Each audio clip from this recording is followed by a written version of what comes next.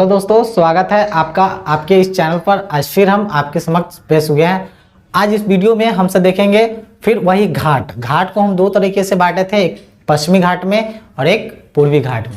पश्चिमी घाट इससे पहले हम आपको वीडियो बना चुके हैं। अगर आपने उस वीडियो को नहीं देखा है तो इस आई बटन पर आपको क्लिक दे देंगे या फिर आप डिस्क्रिप्शन में इसको चेक कर सकते हैं। ठीक है, तो आज हम पश्चिमी घाट को नहीं, पूर्वी घाट को हम सब देखेंगे। पश्चिमी घाट पूरी तरह से खत्म हो गया है, तो हमसे देखेंगे कि पूर्वी घाट में कौन कौन सी पहाड़ी है, पूर्वी घाट की स्ट्रक्चर क्या है, किन किन राज्यों में फैला हुआ है और किस किस राज्यों में कौन कौन सी पहाड़ियाँ और चोटियाँ देखने को मिलती है। ठीक है, तो चलिए हम इसको यहाँ से, हमको फिलहाल दक्षिण वाले हिस्सा का काम है तो दक्षिण वाले हिस्से का काम करेंगे। ठीक है, इसको थोड़ा सा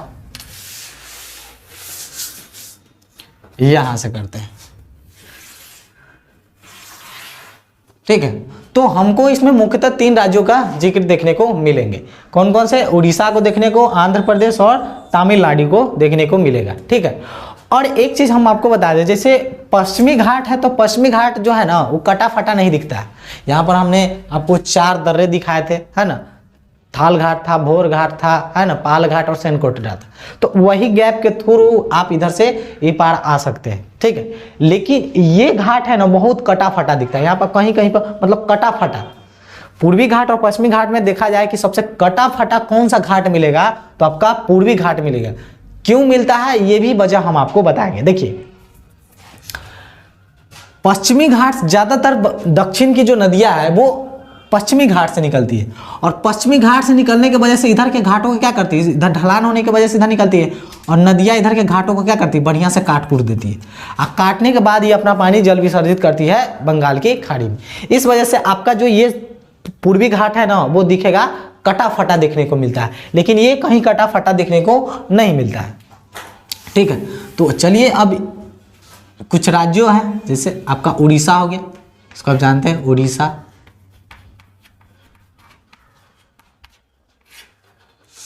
उसके बाद ये आपका आंध्र प्रदेश हो गया, इसमें कुछ पहाड़ियों को जिक्र करेंगे, और तमिलनाडु को थोड़ा सा जिक्र करेंगे, तमिलनाडु। ठीक है, कुछ इंपॉर्टेंट इसमें पहाड़ियां और पर्वत है उसको हम सब देखेंगे। पहले हम देखेंगे कि देखिए पूर्वी घाट है तो पूर्वी घाट को हम सब एक और नाम से जानते हैं। ठीक है, जैसे जिस तरह से हम सब पश्चिमी घाट को देखे थे कि पश्चिमी घाट का दूसरा नाम क्या था तो सह्याद्री था। ठीक है, तो उसी तरह से पूर्वी घाट का नाम है, दूसरा नाम है पूर्वाद्री। पूर्वाद्री, ठीक है, दूसरा नाम इसका क्या है, पूर्वाद्री है। ठीक है, इतना बात समझ में आया। ठीक है, उड़ीसा में आपको एक ही पर्वत देखने को मिलेगा, महेंद्रगिरी। महेंद्रगिरी, ये देखिए ये क्रम है ना। अच्छे एग्जामों में इसके क्रम पूछ लिए जाते हैं। इसकी ऊंचाई देखा जाए, चोटी है, सभी इधर की चोटियां ही मिलेगी। इसकी आप चोटियां देखिए, इसकी ऊंचाई है 1501 मीटर। ठीक है, अब उड़ीसा से आ जाइए यहाँ पर। यहाँ पर देखेंगे, यहाँ पर 4 पहाड़ों को देखेंगे, एक पर्वत चोटी, दूसरी पर्वत चोटी, ठीक है, चौथी ये रहा। ये कुछ पर्वत चोटियां देख रहे हैं, बीच में गैप खाली है क्योंकि अपर्दित हो गया है। नदियां यहां से निकलती है, यहां से काट कूट देती है सबको। ठीक है, अब यहां पर देखते हैं, यहां पर हम आपको बताते हैं विशाखापत्तनम। विशाखापत्तनम चोटी,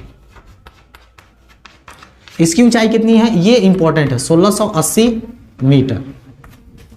इसकी खासियत क्या है, विशाखापट्टनम जो है वो पूर्वी घाट की, क्या, पूर्वी घाट की सबसे ऊंची चोटी है। क्या है, सबसे ऊंची चोटी। ठीक है, अभी हमसे देखेंगे आगे।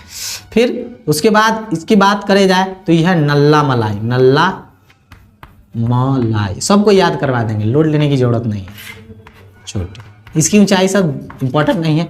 देखिए सबसे ऊंचा चोटी पूर्वी घाट की बात की जाए, है ना, तो सबसे नंबर 1 चोटी सबसे ऊंचाई है, दूसरा नंबर की चोटी ऊंची ये। ठीक है, यह है पालकोंडा। पालकोंडा, फिर ये है वेलिकोंडा। वेलिकोंडा, ठीक है, वेलिकोंडा चोटी, सब चोटियां है। तो देखिए आंध्र प्रदेश में आपको मुख्यतः देखने को मिलते हैं कितनी चोटियां, तो 4 गो। तो देखिए विशाखापट्टनम तो आपको याद रहेगा। अब ये इसको नल्ला मलाई, मतलब इसको याद करने का तरीका आप ये इसको इस तरह से देख सकते हैं, जैसे कोई नल्ला व्यक्ति है, ठीक है, जो क्या है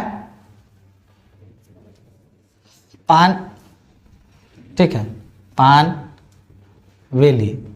वेली पर चढ़ रहा है, ठीक है। तो इस तरह से आपके नल्ला मलाई, पालकोंडा, वेलीकोंडा, ये याद करने की जरूरत है ना। इसको थोड़ा सा देख लीजिएगा, इसका कोई ट्रिक बन नहीं पा रहा है, ठीक है। कोंडा कोंडा है तो कोंडा है, तो आपको पता ही चले, जैसे आपको इधर पुष्पा फिल्म आया था तो उसमें था ना कि कोंडा रेड्डी, है ना, तो उससे आपको इसको याद रख सकते हैं। पालकोंडा वेलीकोंडा, वो था मूवी इधर का ही था, ठीक है। तो उसके आप कोंडा से याद कर सकते हैं, पालकोंडा और वेलीकोंडा, ये इसको याद कर सकते हैं। बस 4 चोटियां यहाँ पर इंपॉर्टेंट है, ठीक है। अब थोड़ा सा यहाँ पर आते हैं। यहाँ पर मुख्यतः हमको 4 गो देखने को मिलेगी, 5 गो देखने की पर्वत चोटियाँ देखने को मिलेगी, ठीक है। कितना 5 गो हो गया। पहला आपको दिखेगा पंचम मलाई, ठीक। फिर है सेवारोय की पहाड़ी,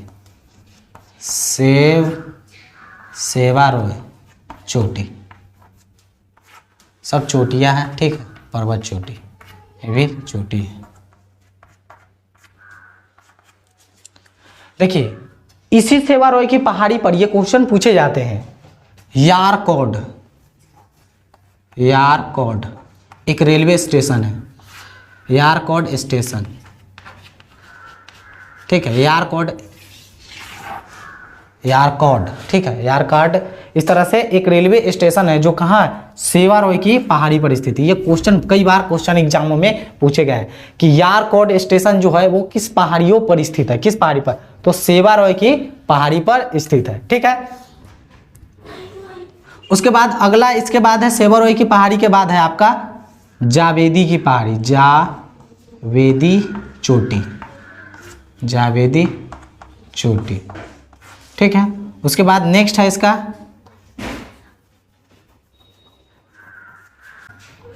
पालनी की पहाड़ी है, पालनी चोटी, ठीक है। हो सकता है शायद नीचे नहीं देखे, ठीक है। इसको थोड़ा सा साइड में लिख देते हैं, इस साइड लिख देते हैं इसको, ठीक है। ये पालनी हो गया। ये है वेलंगिरी चोटी,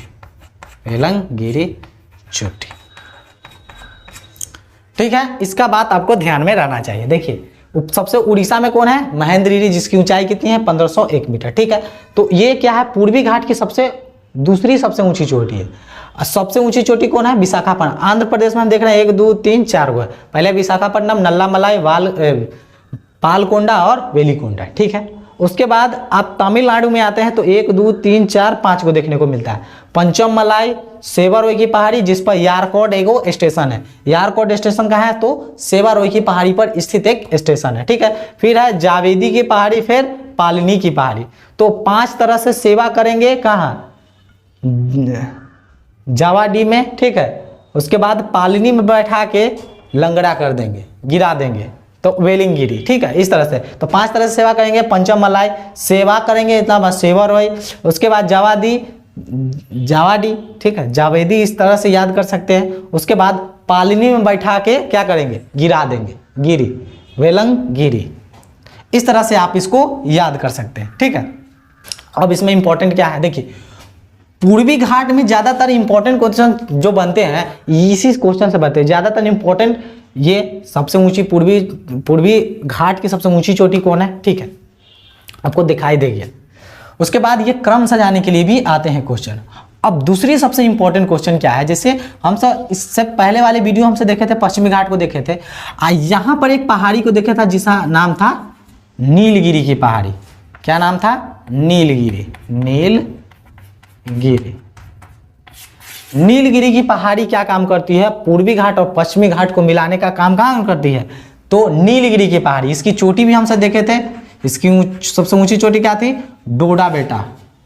नीलगिरी की सबसे ऊंची चोटी क्या है? डोडा बेटा। 2637 मीटर इसकी ऊंचाई है। ठीक है, ये क्या है? ये दोनों को मिलन करवाता है, यानी दोनों पूर्वी घाट और पश्चिमी घाट कहाँ मिलता है? ये क्वेश्चन बनते हैं बड़ी इंपॉर्टेंट। कहाँ मिलता है? तो आपके इसी नीलगिरी पहाड़ी क्या करता है? पूर्वी घाट और पश्चिमी घाट को मिलाने का काम करता है। फिर उसी तरह से आप मैप निकालिए और ये सारे चीजों को लिख लीजिए।